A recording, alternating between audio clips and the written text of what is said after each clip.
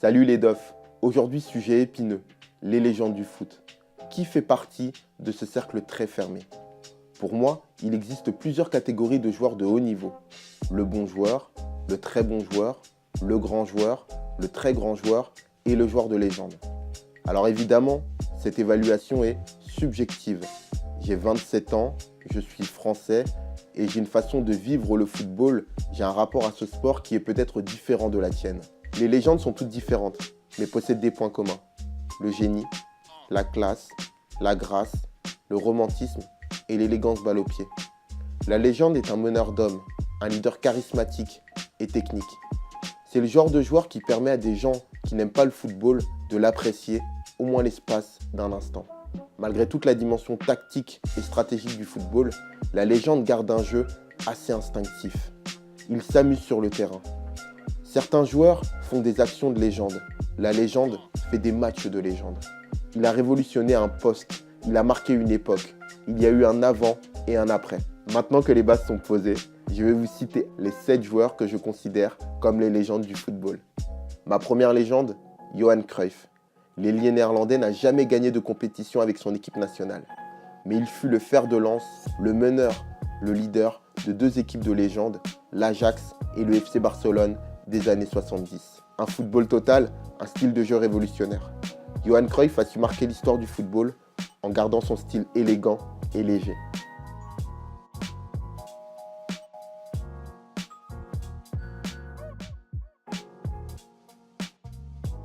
Ma deuxième légende, Zinedine Zidane.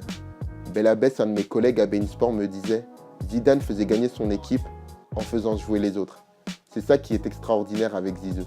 Il était plus fort que les autres, il aurait pu se la jouer perso, et pourtant, Zinedine Zidane a remporté sa Coupe du Monde en 98.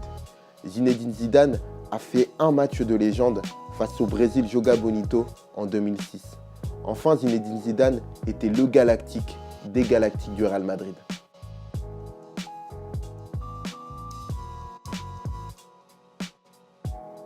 Maradona est une légende du football grâce à son génie et son ambivalence.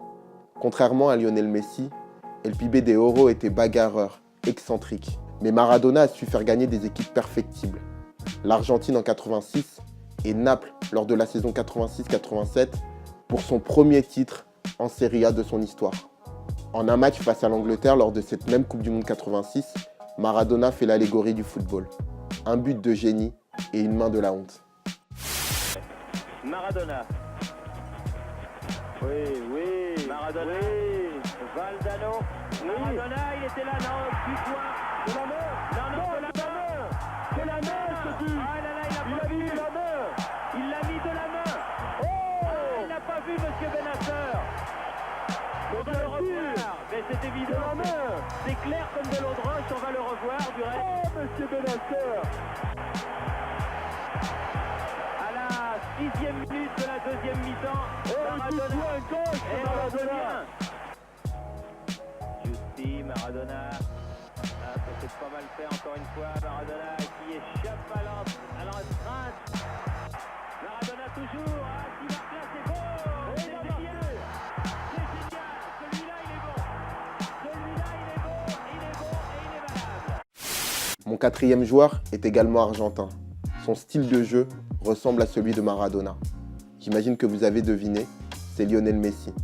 Évidemment, Messi n'a jamais remporté de Coupe du Monde et il n'a jamais joué ailleurs qu'à Barcelone. Mais c'est un génie. Conduite de balle, crochet, accélération, frappe.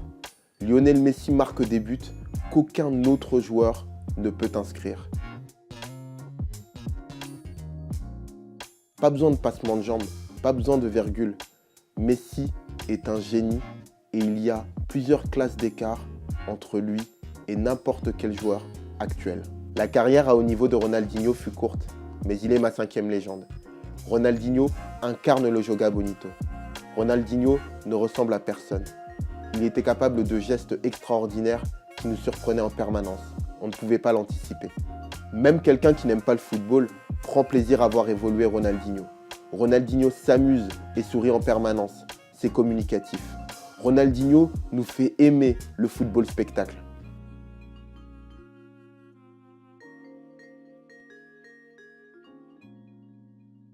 Ma 6e légende est allemande et se prénomme Franz Beckenbauer.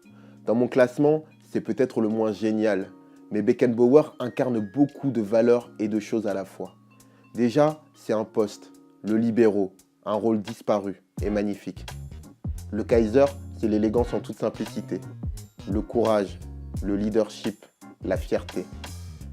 Beckenbauer a rendu le poste des défenseurs aussi beau que celui d'attaquant. Beckenbauer entre dans la légende suite à un Italie-Allemagne lors de la Coupe du Monde 70. Blessé suite à un contact avec un joueur italien, il se déboîte l'épaule, mais reste sur le terrain jusqu'au bout avec le bras en écharpe. L'Italie atteindra la finale grâce à une victoire 4-3 dans les prolongations. Mais le courage et l'héroïsme de Beckenbauer lui ouvrent les portes du Panthéon.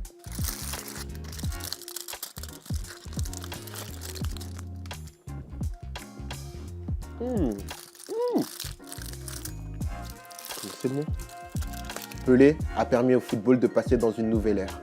Il incarnait le style Ginga, un football inspiré de la capoeira, art martial, danse, initié par les esclaves africains. Pelé, c'est l'art de l'esquive. Sa décontraction frôlait parfois le manque de respect. Pelé, c'est les premiers matchs de football à la télé. Pelé, c'est 3 Coupes du Monde dont la première à 17 ans. Pelé, c'est un buteur, un meneur de jeu, le leader du Brésil 70, la plus grande Seleção de l'histoire. Avec Pelé se conclut ma liste des 7 légendes. Mais je ne vais pas me défiler. Je vais aborder le cas Cristiano Ronaldo. Et pour que tout le monde comprenne, je vais imager. Les légendes du football, je les considère un peu comme des dieux grecs. Et pour moi, Cristiano Ronaldo est un demi-dieu. Ce n'est pas qu'un bosseur. Il a beaucoup de talent et le mérite de tenir la dragée haute à Messi depuis tant d'années. Il mérite le respect et l'admiration. Selon mes critères et ma sensibilité, pour que Cristiano Ronaldo devienne une légende, il doit remporter la Coupe du Monde avec le Portugal. Alors pourquoi je suis exigeant avec Ronaldo? Parce que je le vois comme un héros, un fier guerrier qui enchaîne les batailles. Ronaldo deviendra une légende parce qu'il aura tout gagné. J'espère que cette vidéo vous aura plu. N'hésitez pas à me lister vos légendes dans les commentaires. On est de plus en plus nombreux, ça me fait plaisir, ça me donne encore plus de force. Je vous dis à bientôt, portez-vous bien. Ciao.